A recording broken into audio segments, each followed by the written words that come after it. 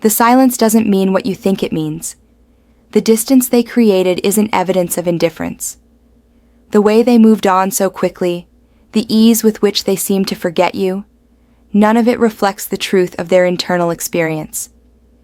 The avoidant is engineered to hide their pain, to suppress their longing, to present a facade of complete self-sufficiency, even while drowning in the absence of connection. They miss you, desperately, more than they will ever allow you to see, and more than they can fully admit to themselves. But their missing operates through a completely different mechanism than yours. Where you might cry, reach out, or express your loss, they freeze, withdraw, and perform indifference. The intensity of their longing gets translated into behaviors that look like the opposite of missing someone. And this translation is so convincing that even they begin to believe their own performance. The suppression architecture. The avoidant's capacity to miss someone exists behind layers of psychological defense mechanisms built over years or decades. These defenses don't eliminate the feelings. They redirect, minimize, and hide them from conscious awareness. When the avoidant thinks about you, and they do think about you constantly, the thought immediately triggers a cascade of protective responses. The nervous system registers the longing as danger because longing means need, and need means vulnerability. So the feeling gets pushed down before it can fully form in consciousness. The avoidant becomes adept at catching these thoughts and feelings at the threshold and redirecting their attention to work, hobbies, or new relationships before the missing can settle into awareness. This suppression isn't a conscious choice. It's an automatic response pattern that developed as a survival mechanism. The avoidant learned early that expressing need led to disappointment, rejection, or punishment. They learned that missing someone meant setting themselves up for abandonment. The child who needed a caregiver's presence but received inconsistent or dismissive responses learned to shut down the needing itself. That shutdown became automatic, operating below conscious awareness as a protective circuit breaker that prevents the avoidant from feeling the full weight of their attachment needs. So when you wonder if they miss you, understand that the question itself is complicated. They miss you at a level they cannot access, beneath the defenses that define their entire personality structure. The suppression manifests in specific behavioral patterns. The avoidant fills their time with activity and distraction, creating a life so packed with stimulation that there's no space for reflection or feeling. They might throw themselves into work with renewed intensity, pursue new hobbies obsessively, or immediately seek new romantic connections. To observers, this looks like proof they've moved on, that the relationship meant nothing, that you were easily replaced. But the opposite is true. The frantic activity is evidence of how much they're working to avoid feeling the loss. The person who genuinely didn't miss you wouldn't need to construct such elaborate distraction. They could simply exist in the space you left behind. The avoidant cannot tolerate that space because it's filled with a longing they refuse to acknowledge. The intermittent awareness breakthrough. The avoidant doesn't miss you consistently. They experience their longing in waves that break through the defenses at unexpected moments. A song, a place, a smell, some small detail triggers a memory, and suddenly the missing crashes through all the protective barriers. In these moments, the avoidant feels the full force of their attachment, and it's overwhelming. They might feel an intense urge to reach out, to reconnect, to confess how much they've been thinking about you. But then the defenses snap back into place. The nervous system interprets the intensity of feeling as threat and activates the shutdown mechanisms. The urge to reach out gets reframed as weakness or neediness. The missing gets redefined as nostalgia or temporary emotion that doesn't mean anything real. These breakthrough moments terrify the avoidant because they reveal the truth beneath the performance. They prove that the indifference is constructed, that the detachment is maintained through constant effort. The avoidant might allow themselves a few minutes or hours of feeling the loss, but then they must rebuild the walls. They convince themselves it was just a moment of weakness, that they don't actually miss you, that they're fine alone. This cycle repeats constantly, but you never see it. The avoidant might draft a text to you dozens of times, but delete it before sending. They might look at your photos late at night when no one can witness their vulnerability. They might talk about you to friends, but frame it in ways that maintain their image of being unaffected. The intermittent nature of the awareness makes it easier for the avoidant to deny the depth of their missing. Because the feeling isn't constant and accessible, they can convince themselves it isn't real. They focus on the moments when they're successfully distracted and use those moments as evidence that they're over you. They ignore the fact that the distraction itself is exhausting, that they're working constantly to avoid thinking about you, that the effort required to not miss you actually proves how much they do. The avoidant confuses the suppression of feeling with the absence of feeling. They think that because they're not consciously sitting with their longing every day, they must not be experiencing it. But suppressed emotion doesn't disappear. It just operates underground, shaping behavior and creating symptoms the avoidant doesn't connect to their source. The delayed processing pattern. The avoidant's experience of loss operates on a delayed timeline that can extend for months or even years. While you might feel the pain of the breakup immediately and acutely, the avoidant initially feels primarily relief. The anxiety of intimacy dissipates. The pressure of maintaining connection releases. They interpret this relief as evidence they made the right choice, that the relationship wasn't important, that they're better off alone. This initial period reinforces their belief system and makes them appear cold or indifferent to the loss. But this relief is the eye of the storm, not the end of it. The actual missing begins later, sometimes much later. As the initial relief fades and the avoidant settles into their renewed independence, the emptiness begins to register. The missing doesn't arrive as a clear emotion labeled as longing. It arrives as vague dissatisfaction, restlessness, or depression that the avoidant doesn't connect to the relationship ending. They might feel unmotivated or disconnected without understanding why. They might notice that activities they enjoyed feel hollow. The missing operates beneath their conscious awareness, creating symptoms they interpret as unrelated to you. By the time the avoidant consciously recognizes they miss you, months might have passed. And by then, they believe it's too late to reach out, or they've convinced themselves the feeling will pass. This delayed processing means the avoidant is often missing you most intensely when you've finally begun to move on. The timing ensures maximum pain for both people. When you needed to know they cared, they appeared indifferent.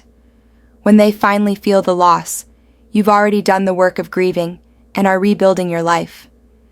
The avoidant might reach out at this point with sudden intensity, confused by why you're not interested in reconnecting.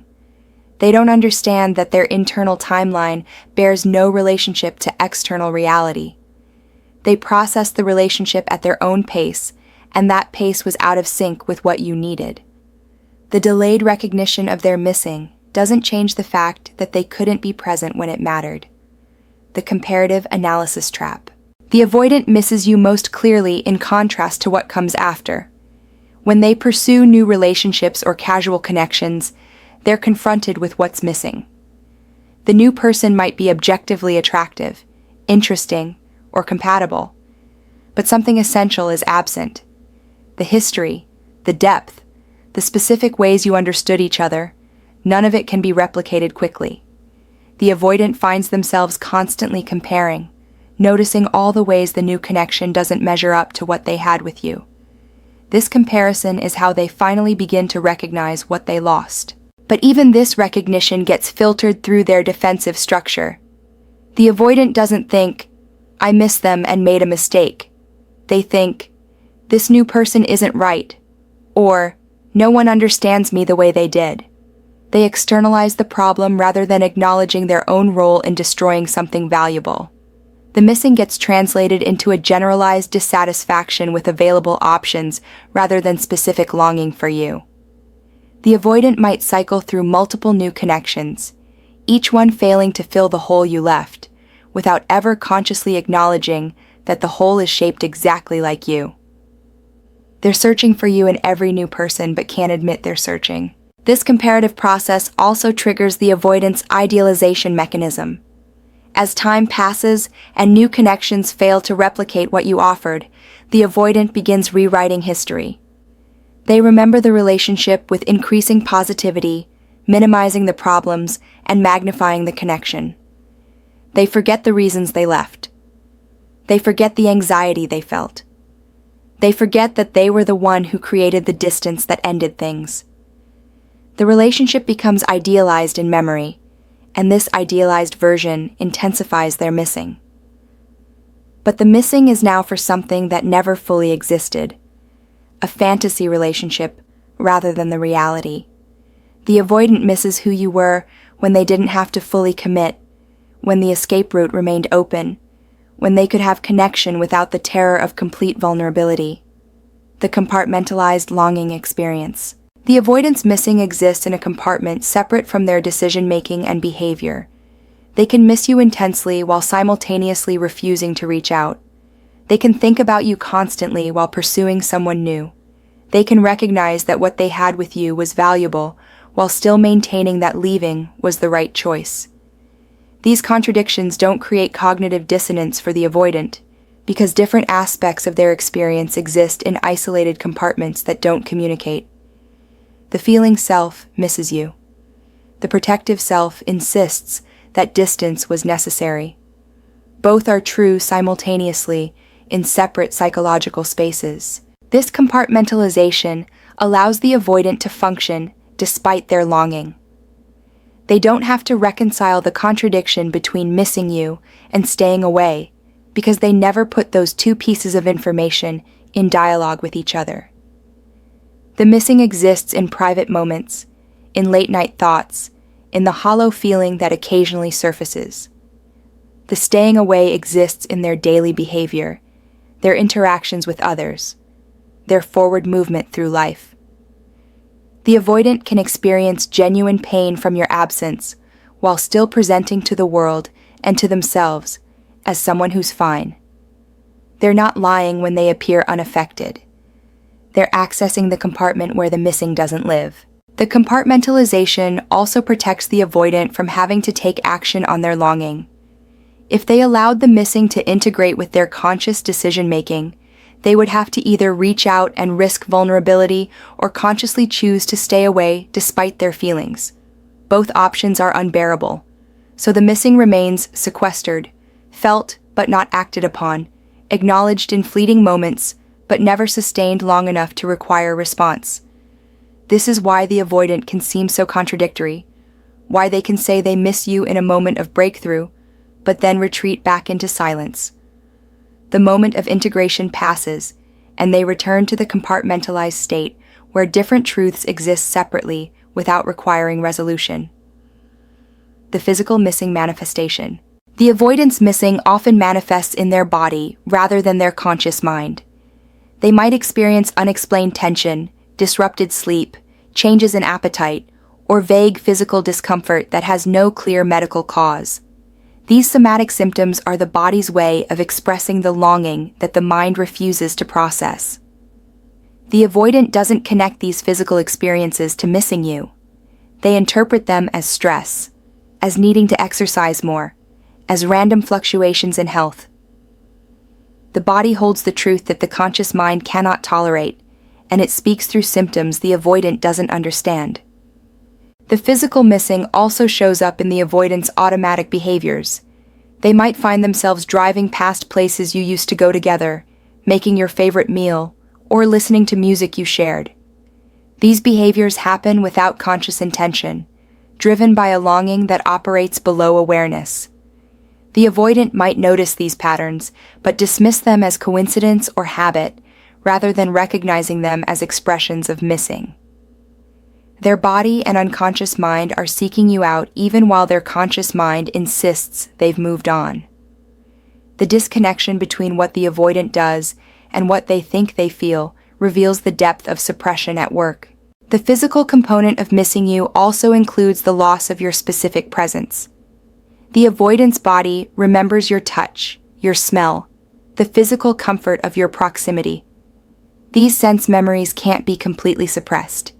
The avoidant might notice that they sleep worse without you, that their home feels empty in ways it didn't before, that certain times of day feel specifically lonely, but they frame these observations as adjustments to being single rather than as evidence of missing you specifically.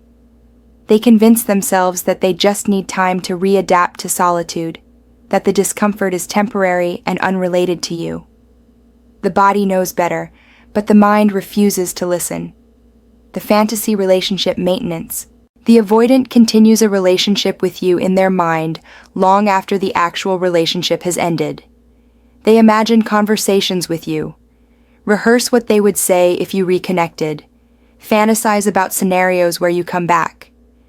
This internal relationship allows them to maintain connection while avoiding the vulnerability of actual contact. In their fantasy, you still care, you still wait, you still want them. They don't have to risk rejection by reaching out because the imagined version of you is always receptive. This fantasy relationship serves a crucial function. It lets the avoidant feel connected without the danger of real intimacy. The fantasy also allows the avoidant to be the person they couldn't be in reality. In imagination, they're emotionally available, communicative, and present. They say the things they could never say in the actual relationship. They show up in ways they were incapable of showing up. This fantasy version of themselves and the relationship becomes more real to them than the actual history. The avoidant might think they miss you, but what they actually miss is the imagined relationship where they could have connection without their defenses activating. They miss a possibility that never existed, rather than grieving the reality that did exist and that they destroyed through their inability to sustain intimacy. This fantasy maintenance explains why avoidants sometimes reach out months or years later with sudden intensity. They've been maintaining an imaginary relationship the entire time, and in that relationship, nothing went wrong. The problems that ended things, the pain they caused, the reasons you moved on, none of that exists in their fantasy. So when they finally reach out, they're shocked to discover that the real you has a completely different experience and remembrance of events. The avoidant has been living in an alternate timeline where the connection still exists and could be easily rekindled. Reality, when they finally encounter it, feels like a betrayal. The self-protection justification. The avoidance missing gets continually overridden by their conviction that staying away is necessary for self-protection. Even when they consciously recognize that they miss you, even when the longing breaks through all defenses, they remind themselves why they left. They recount the moments when intimacy felt suffocating, when your needs felt like pressure, when their anxiety spiked. These memories are real and valid within their experience. The missing exists alongside the genuine fear of returning to those emotional states. The avoidant isn't choosing to stay away despite missing you. They're choosing to stay away because they believe missing you is less painful than the vulnerability required to be with you. This justification framework means the avoidant can acknowledge missing you while still maintaining that contact would be wrong or harmful. They convince themselves that reaching out would be selfish, that it would hurt you more, that they haven't changed enough to make it worthwhile. These rationalizations protect them from having to take the risk of vulnerability.